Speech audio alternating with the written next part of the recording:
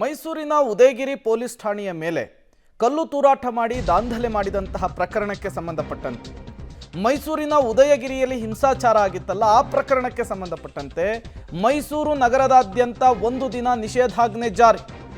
ಇವತ್ತು ಮಧ್ಯರಾತ್ರಿಯಿಂದ ನಾಳೆ ಮಧ್ಯರಾತ್ರಿಯವರೆಗೂ ಕೂಡ ನಿಷೇಧಾಜ್ಞೆಯನ್ನು ಜಾರಿ ಮಾಡಲಾಗಿದೆ.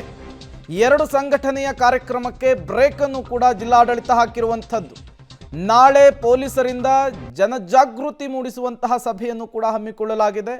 ಈ ಮೂಲಕ ಬೂದಿ ಮುಚ್ಚಿದ ಕೆಂಡದಂತಿರುವಂತಹ ಪರಿಸ್ಥಿತಿಯನ್ನು ಸಂಪೂರ್ಣವಾಗಿ ಶಮನ ಮಾಡುವುದಕ್ಕೆ ಪೊಲೀಸರು ಪಣ ತೊಟ್ಟಂತೆ ಕಾಣಿಸ್ತಾ ಇದೆ.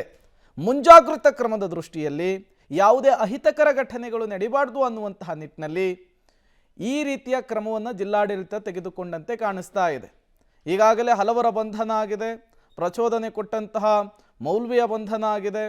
ಎಲ್ಲ ಬೆಳವಣಿಗೆಗಳ ನಡುವೆ ರಾಜಕೀಯ ಕೆಸರೆರಚಾಟ ಕೂಡ ಜೋರಾಗ್ತಾ ಇದೆ. ಈಗ ಜಿಲ್ಲಾಡಳಿತ ಒಂದು ಮಹತ್ವದ ನಿರ್ಧಾರವನ್ನು ತೆಗೆದುಕೊಂಡಿರುವಂಥದ್ದು, ನಿಷೇಧಾಜ್ಞೆಯನ್ನು ಜಾರಿ ಮಾಡಲಿಕ್ಕೆ ಮುಂದಾಗ್ತಿದೆ. ಮತ್ತಷ್ಟು ಡೀಟೇಲ್ಸ್ ಕೊಡ್ತಾರೆ KP ನಾಗರಾಜ್, ದೂರವಾಣಿ ಸಂಪರ್ಕದಲ್ಲಿ ಜಾಯ್ನ್ ಆಗಿದ್ದಾರೆ. KP ನಾಗರಾಜ್, ಯಾಕಾಗಿ ಈ ನಿಷೇಧಾಜ್ಞೆ ಅಂತ ಹೇಳಿ? ಮುಖ್ಯವಾಗಿ ಉದಯಗಿರಿ ಗಲಾಟೆಗೆ ಸಂಬಂಧಪಟ್ಟಂತೆ ಒಟ್ಟು ನಾಳೆ ಎರಡು ಸಂಘಟನೆಗಳು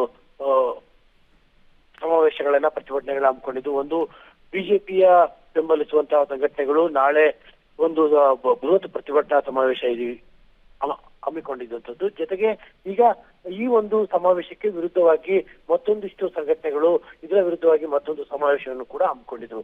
ಈ ಹಿನ್ನೆಲೆಯಲ್ಲಿ ಎರಡೂ ಸಮಾವೇಶಗಳಿಗೂ ಕೂಡ ಈಗ ನಗರ ಪೊಲೀಸ್ ಆಯುಕ್ತರು ಅನುಮತಿಯನ್ನ ನಿರಾಕರಿಸಿದ್ದಾರೆ. ಅದರ ಜೊತೆಗೆ ಮುನ್ನೆಚ್ಚರಿಕೆ ಕ್ರಮವಾಗಿ ಇವತ್ತು ರಾತ್ರಿಯಿಂದ ನಾಳೆ ರಾತ್ರಿಯ ತನಕ ಮೈಸೂರಿನಲ್ಲಿ ನಿಷೇಧಾಜ್ಞೆಯನ್ನು ಕೂಡ ಜಾರಿ ಮಾಡಿದ್ದಾರೆ. ಯಾವುದೇ ಕಾರಣಕ್ಕೂ ಕೂಡ ಯಾವುದೇ ಪ್ರತಿಭಟನೆಗಳು, ಸಮಾವೇಶಗಳು ಯಾವುದು ಕೂಡ ಇವತ್ತು ಮಧ್ಯರಾತ್ರಿಯಿಂದ ನಾಳೆ ಮಧ್ಯರಾತ್ರಿವರೆಗೂ ಕೂಡ ಮೈಸೂರಿನಲ್ಲಿ ನಡೆಯುವಂತಿಲ್ಲ. ಒಂದು ವೇಳೆ ಈ ಸಮಾವೇಶಗಳನ್ನ ನಡೆದಿದ್ರೆ ಮತ್ತೊಂದು ಸತಿ ಆ ಒಂದು ಗಲಾಟೆಗೆ ಸಂಬಂಧಪಟ್ಟಂತಹ ಚರ್ಚೆಗಳು ಶುರುವಾಗ್ತಾ ಇದ್ವು ಮತ್ತು ಅಹಿತಕರ ಘಟನೆಗಳು ನಡೆಯುವಂತಹ ಸಾಧ್ಯತೆಗಳಿತ್ತು. ಈ ಹಿನ್ನೆಲೆಯಲ್ಲಿ ನಗರ ಪೊಲೀಸ್ ಆಯುಕ್ತರು ಈ ನಿಷೇಧಾಜ್ಞೆಯನ್ನು ಜಾರಿ ಮಾಡಿದ್ದಾರೆ. Prem. Okay, thank you KP Nagaraj ತಮ್ಮೆಲ್ಲ ಮಾಹಿತಿಗಾಗಿ. ಎರಡು ಸಂಘಟನೆಯ ಕಾರ್ಯಕ್ರಮವನ್ನು ಹಮ್ಮಿಕೊಳ್ಳಲಾಗಿತ್ತು. ಆ ಕಾರ್ಯಕ್ರಮಗಳಾಗಿದ್ದೇ ಆದರೆ ಈಗ ಬೂದಿ ಮುಚ್ಚಿದ ಕೆಂಡದ ಪರಿಸ್ಥಿತಿ ಏನಿದೆ ಅದು ಮುಂದಿನ ದಿನಗಳಲ್ಲಿ ಬೇರೆ ಸ್ವರೂಪವನ್ನು ಪಡಿಬಹುದು ಅನ್ನುವಂತಹ ನಿಟ್ಟಿನಲ್ಲಿ ಜಿಲ್ಲಾಡಳಿತ ಅಳೆದು ತೂಗಿ ಈಗ ನಿಷೇಧಾಜ್ಞೆಯನ್ನು ಹೇರಲಿಕ್ಕೆ ಮುಂದಾಗಿರುವಂಥದ್ದು.